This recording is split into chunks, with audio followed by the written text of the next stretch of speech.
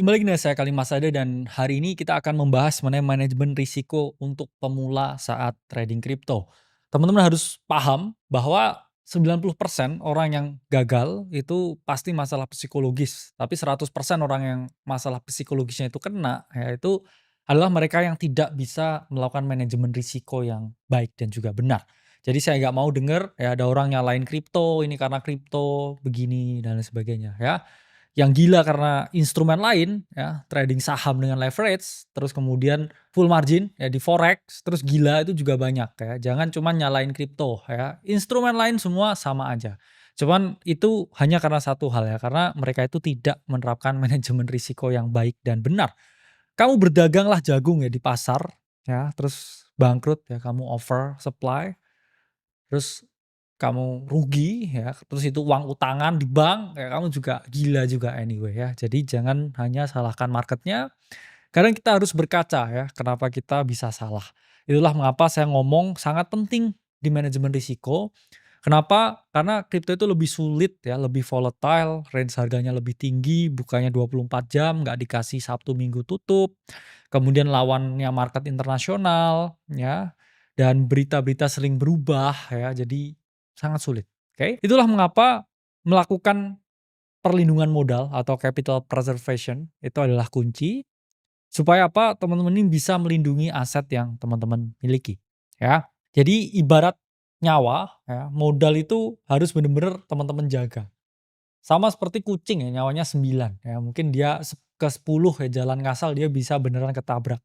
Jadi harus paham bahwa teman-teman harus memiliki mindset bahwa kalau modal saya masih ada, saya akan tetap stay on the game. Saya nggak mungkin game over kalau saya tetap punya modal, ya. Jadi banyak orang yang mana para trader sukses itu ketika mereka ini mau berhasil di market, mereka ini tidak berpikir tentang, "Oke, saya bisa untung segini banyak." Tapi mereka selalu berpikir, "Dari posisi ini saya bisa rugi berapa?" Saya udah nggak mikirin untungnya. "Oke, saya bisa rugi sekian.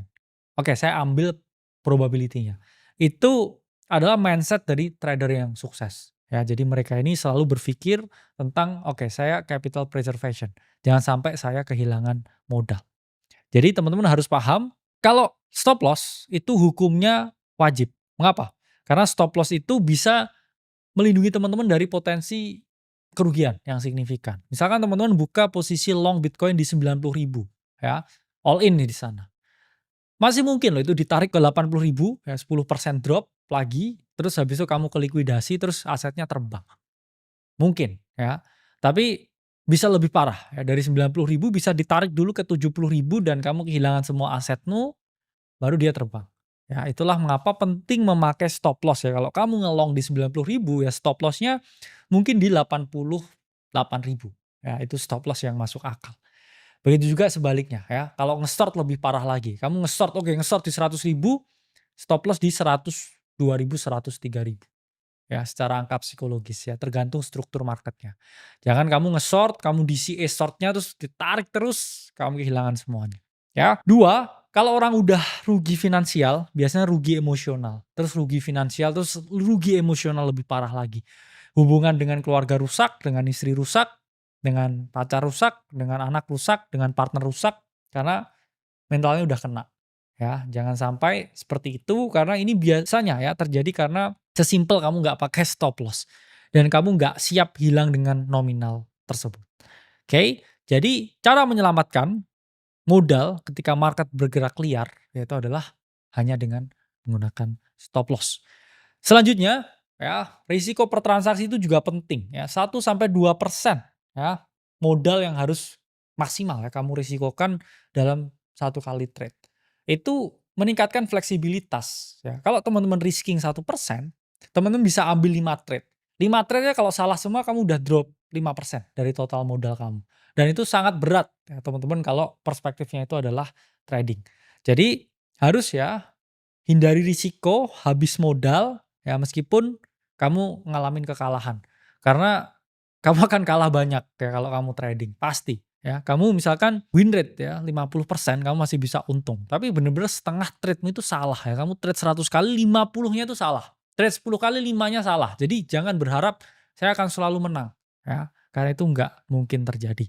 Selanjutnya, teman-teman jangan taruh ya semua telur hanya dalam satu keranjang. Itulah mengapa saya suka ya misalkan saya trading altcoin, risknya 1%, supaya saya bisa open beberapa play ya, beberapa trade, supaya nanti kalau satu itu nggak works, yang lain itu besar kemungkinan masih works. Gimana cara mengatur risk per trade atau RPT ya? Jadi RPT itu adalah besaran modal yang teman-teman mau hilang ketika trade itu tidak berjalan sesuai dengan kehendak teman-teman ya. Teman-teman ngelong harganya turun, teman-teman nge-short harganya justru naik. Yaitu adalah sesuai dengan presentase yang fix. Misalkan 1%, misalkan 2% ya. Jadi 1% dari 100 juta 1 juta. Kalau 2% dari 100 juta berarti 2 juta. Kemudian untuk pemula ya disarankan tuh hanya 1%. Jadi jangan sampai kamu all in dan semua rasio modalnya kamu pakai. Jadi position sizing ya itu ditentukan dengan modal ya kali persen risiko ya dibagi dengan jarak stop loss. Ya ini bisa teman-teman hitung ketika teman-teman ini ya di platform TradingView atau di platform trading broker yang udah ada TradingView built-in ya. Jadi misalkan modalnya 5.000 ya risk 1% yaitu hanya $50 itu adalah kecil. Artinya apa? Kalau 1% teman-teman bisa gagal 100 kali dari modal yang dimiliki. Teman-teman juga bisa open beberapa posisi dan berharap yaitu works. Terutama kalau risk to reward-nya itu tinggi, ya teman-teman anyway akan tetap gaining capital. Lalu gimana? Cara mengendalikan risiko ya di tingkat portofolio. Kita udah ngomongin trading. Kalau portofolio ini seperti apa? Ya, saya nggak bisa trading tiap hari. Saya bisanya hanya buy on hold beberapa posisi ya building portfolio. Kita akan bahas ya sekarang.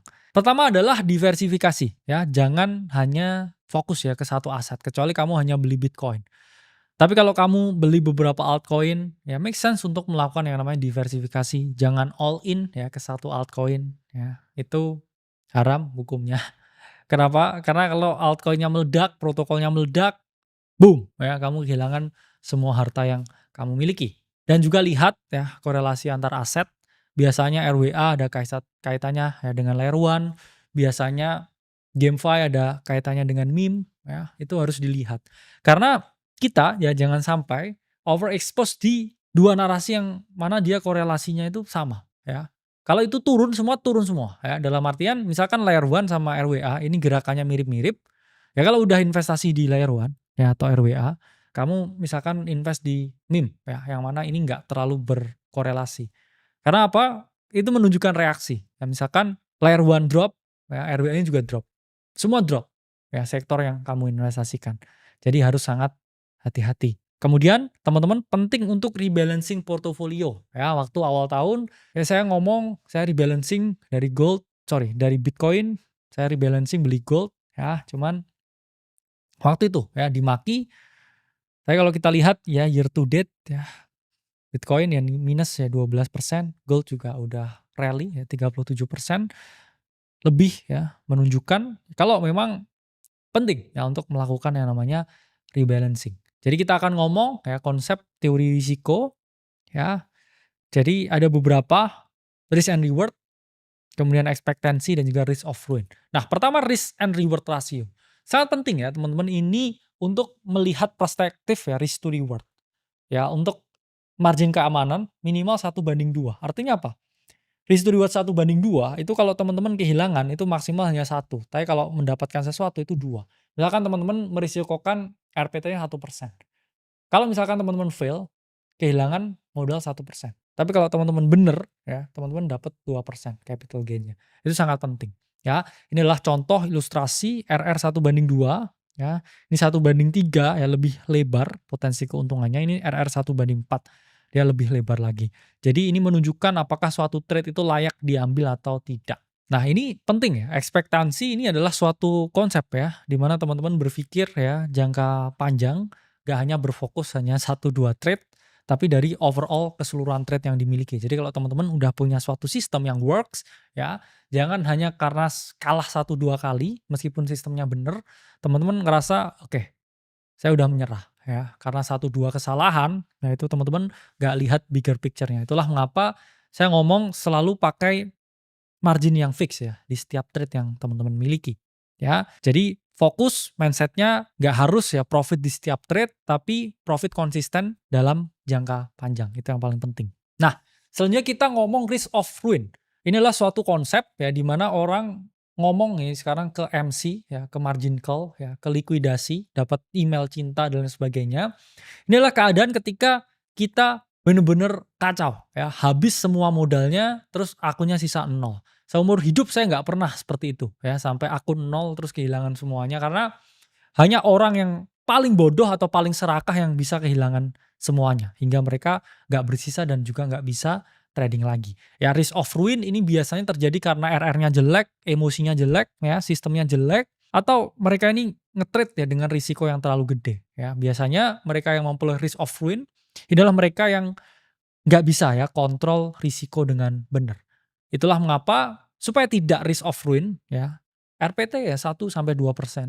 Jangan leverage lebih dari 5x ya, karena apa? Karena biasanya pergerakan dari PNL-nya terlalu volatile, teman-teman butuh margin yang lebih gede lagi ya, and so on. Fee itu juga lebih gede lagi. Dan ya jangan sampai ya kamu revenge trading, sampai kamu masuk ke skenario yang mana semua modalmu itu bisa hilang. Itulah mengapa para orang yang trading ya secara profesional, ya ini mereka hanya risk-nya itu 1% ya. 1%. Meskipun risk to reward-nya 1/2, 1/3, 1/4, bahkan 1/5. Jadi apa kesimpulan yang bisa kita peroleh di sini? Manajemen risiko itu adalah kunci. Kalau kamu nggak mau hancur secara mental, hancur secara moral ya, hancur secara semuanya ya. Jadi kalau kamu pakai ya framework risiko yang benar, ya, kamu tidak akan bisa benar-benar hancur. Karena trading itu bukan hanya soal cari untung aja, tapi juga tentang mengelola kerugian. Jadi jaga modal kalian karena ini sama seperti bisnis ya, sulit mengelolanya. Dan pahami ya risk to reward, pahami ekspektansi, pahami risk of ruin, jangan sampai kehilangan semuanya, dan diversifikasi portofolio kalian. Dan terakhir, ya belajar dengan orang yang udah lama di sini. Jadi kalau teman-teman pengen join ke komunitas gratis kita, link Discord di bawah. Setiap hari kita ada berita, ada market update buat kasih tahu teman-teman info market ini mau kemana. Thank you, sampai berjumpa di video-video selanjutnya.